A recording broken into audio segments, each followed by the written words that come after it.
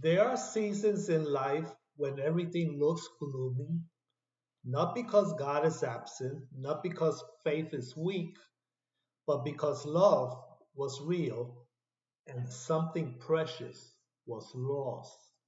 It was lost. If you are grieving, I want to begin by saying this clearly. Your grief is not a problem to solve. It is something to carry with God until He finished the story. And that story does not end with you had love once. It ends with nothing good was lost. Scripture gives us a verse that feels almost impossible until you live it. Love is strong as death. That's what it says in Psalm of Solomon, chapter 8, verse 6.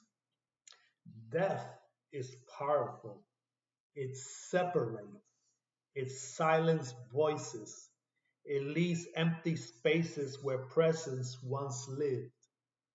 And yet, the Bible dares to say that love stands equal to it. If death were stronger than love, then love would end when someone we cherish dies. But it doesn't. Love remains. Love aches. Love waits. Grief exists because love still exists. Marriage is one of God's most sacred gifts.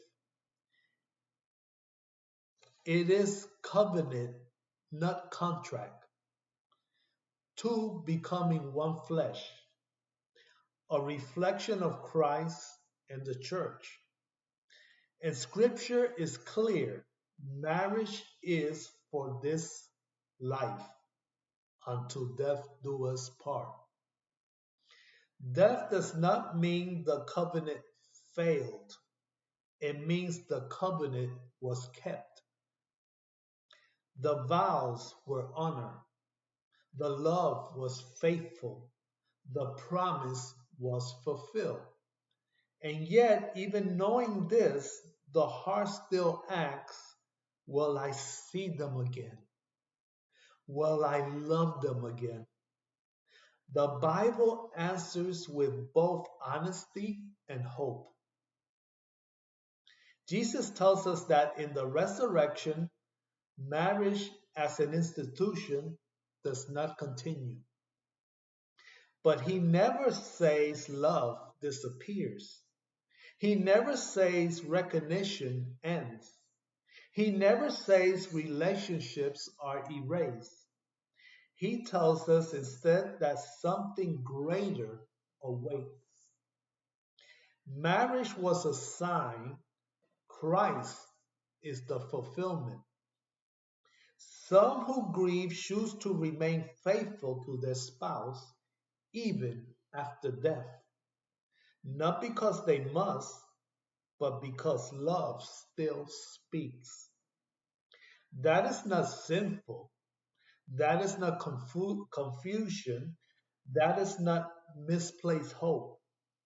It is devotion.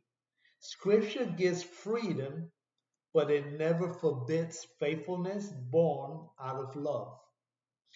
God sees it, God honors it, God understands it.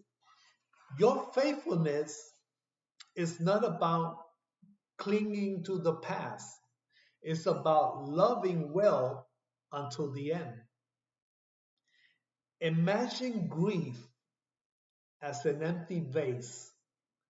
Once it was full, now it feels hollow, fragile, heavy in its emptiness. And God does not tell you to throw it away. He does not shame you for carrying it. He does not rush you to fill it with distraction or false smiles. Instead, he asks you to carry it with him, not for a moment, not for a week, but for the journey. Blessed are those who mourn, for they should be comforted. Comfort is not denial, comfort is presence.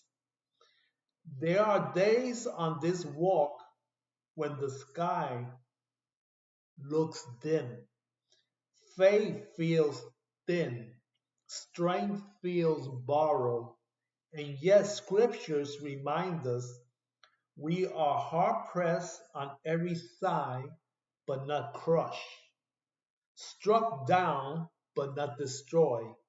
Why? Because the vessel is not empty forever, because Jesus walks beside us, because nothing carried with Christ is wasted. The vase does not fill itself. Time does not fill it. Willpower does not fill it. Jesus does. Scripture promises a moment, not yet, but sure, when the walk ends. He will wipe every tear from their eyes, says Revelation 21:4. That wiping is not God saying your grief was unnecessary. It is God saying, I saw every step. At the end of the journey, the vase is no longer empty. It is not filled with replacement love.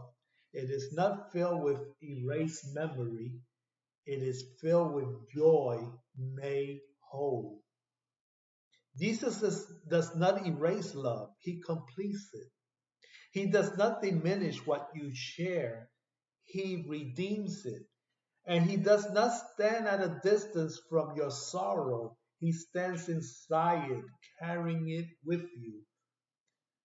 Because I live, you also will live, says John 14, verse 19.